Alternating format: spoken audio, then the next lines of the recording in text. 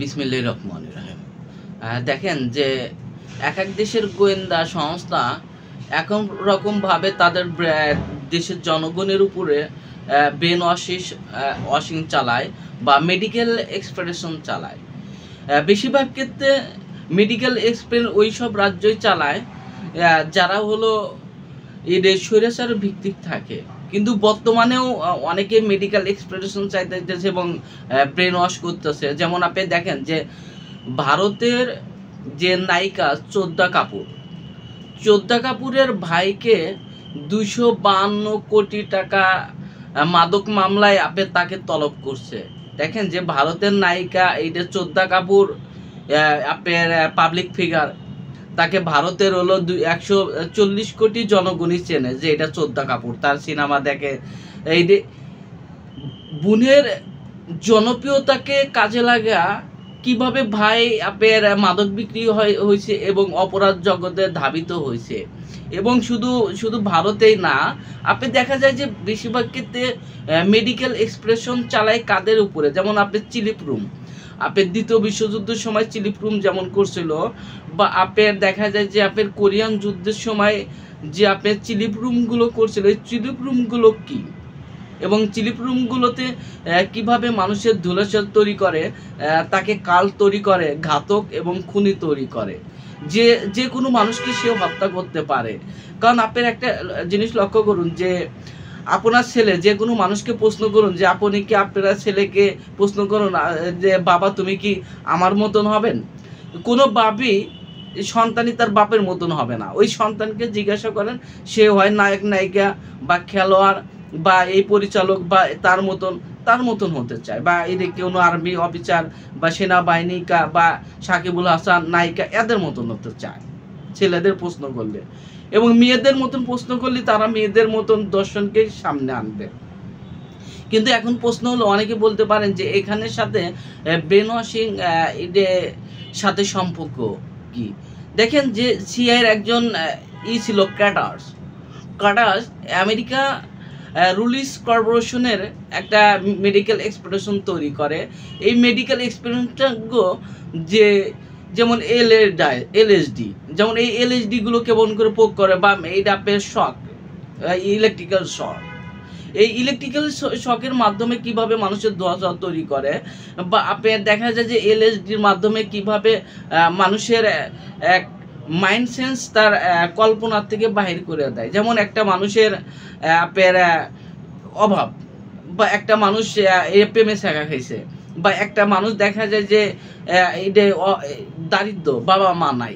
বেশিরভাগ ক্ষেত্রে এই ব্রেন ওয়াশিংয়ের কাজে বেশিরভাগ ক্ষেত্রে নেওয়া হলো যাদের বাবা মা নাই। যেমন আপনি এটা অনেক বড় লোকের মেয়ে, আপনি লন্ডনে গেছেন বা আমেরিকা গেছেন, বা আপনি এখান থেকে সংসার চালাতে পারতেছেন না, বা আপনার আমেরিকার পরবর্তী খরচ টানাটানি হচ্ছে, তখন এই লোকগুলো কি করে। যেমন আপনি একটা জিনিস লক্ষ্য করুন যে একটা মানুষের যখন খুব কষ্ট হয়, তাকে যদি বিরহের গান শোনানো যায়, সে কোনো ওই বিরহের গানের সাথে তার গল্পটাকে খুঁজে পায়, যে গল্পটা হয়তো তার সাথে মিলা যায়। আবার যখন যে দেখবেন যে গ্রাম অঞ্চলের মানুষের যখন যে ভিডিও বা টিকটক করে, দেখবেন তারা কোন গানগুলো শোনে আগেকার আমলে। আবার যখন অল্প বয়সের পোলাপানকে যখন দেখবেন টিকটক করে বা গান শোনে, তারা কোন গানগুলো শোনে হাবিবের বা হাসানের বা এইগুলো নতুন নতুন ব্যান্ডের শিল্পীদের, অর্থাৎ তারা প্রজন্মে। আবার যখন 80 বছর বা 90 বছর একটা মানুষ যখন গান শোনে, তখন তার আগেকার যুগের কিকল গান শুনবে, হারানো দিনের গানগুলো শুনবে। তাহলে আপনি দেখেন যে এক পরিবর্তনশীল।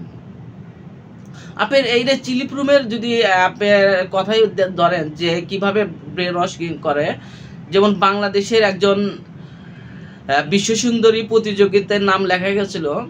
এই বিশ্বসুন্দরী প্রতিযোগিতায় এইটা আপনার 30 নম্বর হয়েছে। কিন্তু এই মেয়েটা কিভাবে আপনার এটা হাজার হাজার মানুষের সামনে সে আপনার কাপড় খুললো বা উলঙ্গা হলো, আপনার বিকিনি পরলো। এখানে একটা প্রশ্ন আসে না যে এখানে যদি ইউরোপ কান্ট্রি হতো বা আটলান্টিকের মহাসাগরের দেশগুলো হলো, তাদের হলো কর্মের রুলস বা রেগুলার রুলস। যেমন ইউরোপ কান্ট্রি, নেদারল্যান্ড, ফ্রান্স বা জার্মানি বা আপনার ইতালি, কানাডা, এখানে ওপেন বিকিনি পরে আপনার ঘোরে। কিন্তু বাংলাদেশে জন্মগ্রহণ করে বিকিনি পরে আপনার হাজার লক্ষ লক্ষ মানুষের সামনে হাঁটা এখানে একটা রুলস না, এখানে হলো ব্রেন ওয়াশ। অর্থাৎ তাকে সাহসগুলো কিভাবে তৈরি করছে, কিভাবে তাকে হলো আপনার বিকিনি পরার সাহসগুলো কারা তৈরি করছে। আপনি যদি একটু গবেষণায় দেখেন যে হয় মেয়ে LSD খায়, হয় ইয়াবা খায়, বা মদ খায়, বা মদ খালি সে উলঙ্গ হবে না, বা আইস খায়, বা দেখেন এই মেয়েকে যদি আপনি গবেষণা করেন যে সে আসলে কি খায় বা কি ধরনের করে, যেমন এই যে PPM MPM কিভাবে মানুষের মেডিকেল এক্সপ্লোরেশন চালায়, মানুষের ব্রেন ডিভাইডেড করে।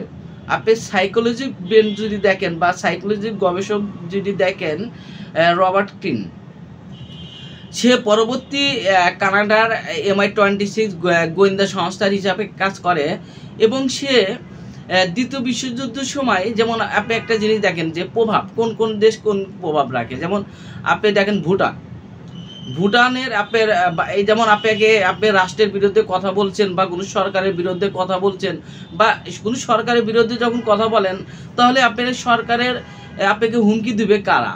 সরকার কি সহজে হুমকি দিবেন না। দেখবেন যে অন্য কেউ মামলা যখন করে পুলিশ যেমন ধরে নেওয়া যায়, বা এলাকার ভিত্তিক যেমন নেতা আছে, এই নেতারা গুলো আপনাকে প্রতিনিয়ত হুমকি দিবে।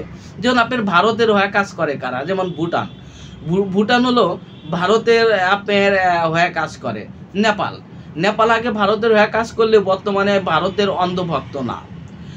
শ্রীলঙ্কা দেখবেন যে এই রাষ্ট্রগুলো তাদের অমীমাংসিত কথা বলে। যেমন ভুটান, যেমন বাংলাদেশের সাথে যদি একটা সমস্যার সৃষ্টি হয়, বা দেখবেন যে এটা ভারত সহজে সরাসরি বাংলাদেশকে আক্রমণ করবে না, হয় ভুটানকে করবে, বা আপনার মালদ্বীপকে দিয়ে করবে, বা আপনার শ্রীলঙ্কাকে দিয়ে করবে, বা মায়ানমারকে দিয়ে করবে।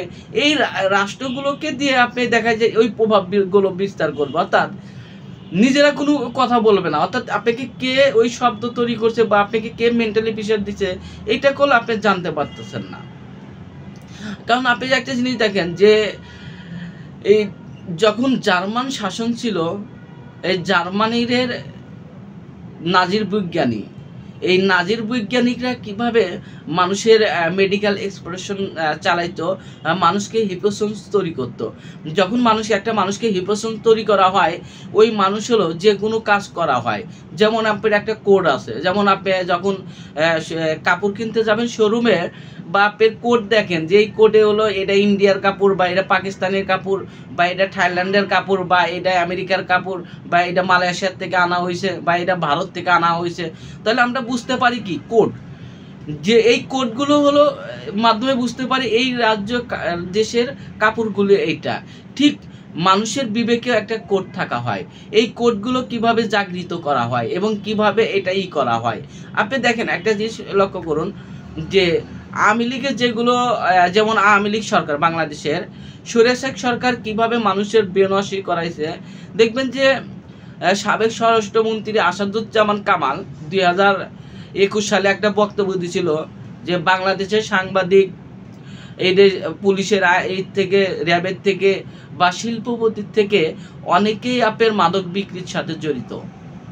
আবার দেখেন যে ঢাকা বিশ্ববিদ্যালয়ের ছাত্রলীগের নারী নেত্রী বৈশাখী চক্রবর্তী, সম্ভাবনা তার নাম, এই বৈশাখী চক্রবর্তী 2022 সালে একটা স্টেটমেন্ট দিয়েছিল যে ঢাকা বিশ্ববিদ্যালয়ে যে সমস্ত ছাত্রী নতুন ভর্তি হয়, এইগুলো তাদের যারা বড় ভাই আছে, এলাকার ভিত্তিক নেতা আছে, তাদের কাছে পাঠানো হয়। অর্থাৎ স্বৈরাচার সরকারগুলো আপনার কিভাবে আপনি তাদেরকে কোডগুলো তৈরি করে। ধরেন আপনি ঢাকা বিশ্ববিদ্যালয়ে পড়তে গেছেন, আপনি এই গ্রাম থেকে আসছেন, আপনার অভাবে ব্লেন স্টুডেন্ট, আপনি ছাত্রলীগে আপনার ভর্তি করাইছে। এই ছাত্রলীগের ভর্তি করে এই নেতা, ওই প্রশাসন, ওই ঊর্ধ্বতন প্রশাসন, এই প্রশাসনগুলোর কাছে তাদের কাছে আপনি পাঠা দিত, এবং তারা দেখা যায় যে বা তাদের কাছে প্রেমে ফাঁদে পাঠাইতো, বা দেখা যায় তাদের সাথে সম্পর্ক তৈরি করাইতো। কিন্তু সম্পর্ক কাদের তৈরি করাইতো কেউ জানতো না, আসলে এই সম্পর্কটা কে তৈরি করছে। কিন্তু যখনই আপনি মেলামেশা করতে, যেমন আপনার একটা জিনিস লক্ষ্য করুন, যেমন আমরা অনেক সময় বঙ্গবীর কাদের সিদ্দিকীর কথা বলি, যে বঙ্গবীর কাদের সিদ্দিকী, যেমন বঙ্গবীর কাদের সিদ্দিকী যখন 1971 সালে ভারতে যায়, ভারতে যাওয়ার পরে ওখানকার একটা কাজের মেয়ে থাকে, এই কাজের মেয়ের সাথে কাদের সিদ্দিকী আপনি দেখা যায় যে অপরাধ করে এবং শারীরিক সম্পর্ক তৈরি করে। শারীরিক সম্পর্ক তৈরি করার পরে রাত ভরা শারীরিক সম্পর্ক তৈরি করে। সকালবেলা দেখে যে এই কাজের মেয়ে যে ভারতের দৈনিক ইংরাজি পত্রিকা পড়তেছে, তখনই তো কাদের সিদ্দিকী আপনি লাভ দেওয়া উঠছে যে দেখলাম আমি কাদের ঘর মুছতেছে বা রান্না করতেছে, এখন দেখি সে ভারতের ইংলিশ পত্রিকা পড়তেছে, তাহলে সে অবশ্যই ইন্টেলিজেন্ট। অর্থাৎ ইন্টেলিজেন্ট তখনই কাদের সিদ্দিকীকে ওখানকার জেনারেল বা ব্রিগেডের জেনারেল অনেক মারধর করে, তাকে টর্চার করা হয় এবং এই ভিডিও দেখায়। ভিডিও দেখার পরে পরবর্তী কাদের সিদ্দিকীকে ভারতের গোয়েন্দা সংস্থা বাংলাদেশে পাঠায়। আবার দেখেন যে যেমন সিআই যেমন আমেরিকার সিআই যেমন যেটা করে, যেমন আপনি দেখায় কিছু এনজিওর মাধ্যমে, যেমন এনজিও ব্যক্তিদেরকে, যেমন এখানে পরিবেশের সমস্যা, এখানে এই সমস্যা, এখানে গাছের সমস্যা, এই সমস্যাগুলো দিয়ে তার প্রভাব বিস্তার করে এবং সরকারকে তাদেরকে হুকুম দেওয়ায়। যেমন আপনার সরকারের এই দেখবেন যে অনেকে আবার সরকারের পক্ষে আছে, আবার যারা বিপক্ষে আছে, থাকতেই পারে, কিন্তু কিছু কিছু দেখবেন যে হুমকি দেয় বা এই আমেরিকার বারে বারে করবে, এই দেশে এই কথা বলছে, এই দেশে এই কথা বলছে, এইটাই প্রভাব বিস্তার করে। তাহলে বোঝা যাচ্ছে কি সে ওই দেশকে ফলো করে বা এই দেশকে সে ফলো করে। তাহলে দেখেন যে আমাদের ধুলাসাত কীভাবে তৈরি করে, কিভাবে কাল তৈরি করে, কিভাবে আমাদের মস্তিষ্ককে আপে ডাইভার্ট করে এবং একজন অপরাধী তৈরি করে, একজন ধর্ষক তৈরি করে, একজন খুনি তৈরি করে। দেখেন এখান থেকে বার আসতে হতে হবে। যুব সমাজকে দেখেন সিনেমা, এই সিনেমা দেখেন যে শাকিব খানের গত 10 বছরের সিনেমা দেখেন, শাকিব খান না যে কোনো নায়কের সিনেমা দেখেন, সিনেমার মধ্যে বোঝাইতেছে হিরোইন খাচ্ছে বা গাঁজা খাচ্ছে বা মদ খাচ্ছে বা ইয়াবা খাচ্ছে, এই ইয়াবা মদগুলো খাওয়ানো দেখায়। এটা কেন দেখায়? এইটাই ব্রেন ওয়াশ। কারণ আপনার এই যে যুব সমাজগুলো দেখতেছে, যারা সিনেমা দেখে বা আপনার হলে যায় 12 বছর 14 বছর 20 বছর 15 বছরকার ছেলে মেয়ে, যারা হলো যেমন 13 মানে কি? 13 মানে যৌবনকাল। তার প্রথম একটা যৌবন আসে, কাউকে ভালো লাগার, কেউ মন্ত্রীর মেয়ে, কেউ মিনিস্টার মেয়ে, কেউ আইজিপির মেয়ে, ওনে শোনে না, চেনার সময় নাই। যদি ভালো লাগা যায় যে ওনাকে ভালো লাগে, একটা আইজিপির মেয়েকেও প্রেমে পড়তে পারে বা একটা মন্ত্রীর মেয়েকেও ভালোবাসে বাই করে পালায়।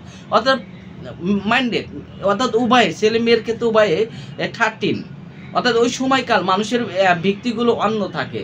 আর এই 13 যখন বয়স হয় তখনই এই বয়সগুলোকে টার্গেট করে বেশি, কারণ যুব সমাজকে বেশিরভাগ ক্ষেত্রে 13 থেকে 14 বছরকে টার্গেট করে। এই যুব সমাজকে দেয়া এবং এই নারীকে দেয়া বা এই ইয়েকে দেয়া, তাদের গোয়েন্দা সংস্থা তাদের পরিকল্পনা তৈরি করে বা তাদের মধ্যে হিনোসিন তৈরি করে। ঠিক এইভাবেই তারা তাদের গুপ্ত ঘটক তৈরি করে। এখান থেকে বাইরে হতে হবে। সিনেমা বা আপনার প্রদর্শনীতে অপরাধ বা আপনার মদ বা ইয়া বা এইগুলো প্রদর্শন বন্ধ করতে হবে, তাহলে যুব সমাজ ভালোর দিকে আসতে পারে। সবাই ভালো থাকুন। আসসালামু আলাইকুম।